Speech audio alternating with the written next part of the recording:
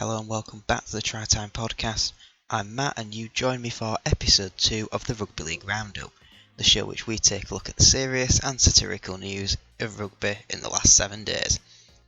We're going to kick things off in Australia this week with, of course, the retirement of one of the greatest players of all time, 9-time Dally M Hooker of the Year, 5 times NRL Grand Final winner, and the record holder for the most points, goals kicked, tackles made, Grand Final points and most wins.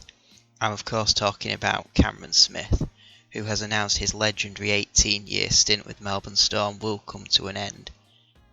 He's not the only legend to call it this time in Rugby League this week, with cross-code international Sonny Bill Williams also announcing he is quitting Rugby League with a view to improving his boxing career.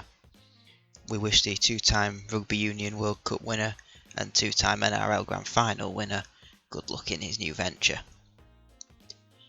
Moving back closer to home and with lockdown easing in the United Kingdom, there's a sense of normality starting to creep back, certainly into the mind of everyone, and that includes rugby fans. Whilst we all desperately want to go back to our home games and cheer our team on, some of us no doubt are itching to get back on the pitch, and this is great news for us with the community game returning at the 29th of March. So, go down, support your clubs, have a bit of fun, and fingers crossed we'll all be back in the grandstands, as soon as possible.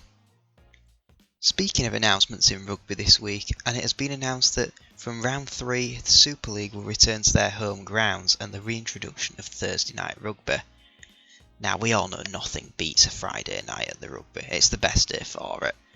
But what are our opinions on Thursdays? Does it still match the atmosphere? Would we rather share the Sunday afternoon spot with the lower leagues? Or would we go back to Sky Sports' old Monday night run? Let us know which of those you prefer in the comments. Now speaking of returning home, for the London Broncos, that might actually not be where they thought it was going to be for much longer. That's because the side are looking at ground sharing with AFC Wimbledon and using Plough Lane as their new home ground. Well, with the LNER Community Stadium launching this year, the Championship is certainly getting some fantastic stadiums. But what about this one? Where would Plough Lane rank on your best away days, the ones you'd most want to go to? Whatever division that you might face London in cup match, whatever. Or is this just going to be another bland football ground that perhaps lacks the atmosphere of some of the old school terraces? Now we're going to stay in the Championship with our next story, which is a bit of a different one, and this is the Sheffield Eagles' Mark Aston. He has been setting a number of challenges to a group of school kids in the Netherlands, helping boost rugby league amongst school-aged children and hopefully propelling the Dutch national team a bit more into the spotlight. We think this is a great initiative and something that really could help expand the game. Expansion isn't just about these big grand franchises like Toronto or even the individual teams like Catalan and Toulouse. It's the real grassroots level and getting kids emotionally invested in rugby, and hopefully this will start to be the starting point for breeding some Dutch stars that can hopefully go on to have success in a domestic league, in Super League, in the NRL. The possibilities are endless, particularly with rugby union as well, not having a huge foothold in the Netherlands. So fingers crossed this has the right effect and we can hopefully see some traction in the next few years. And finally, Warrington Wolves caused a bit of a stir this week on Instagram with,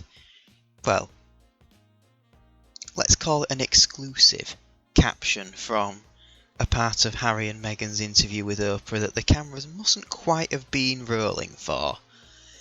While a lot of people were quick to rubbish this as a, frankly, poor attempt at Warrington trying to be funny, one fan however has provided the proof that this is in fact real, with the Queen very unhappy at Meghan's shirt choice, given that she is now apparently a staunch Widnes fan. And that is it for the Rugby League Roundup this week, so hopefully you enjoyed it. If not, give us some feedback below. We're always looking to improve the series. And yeah, hopefully see you next week. Bye bye.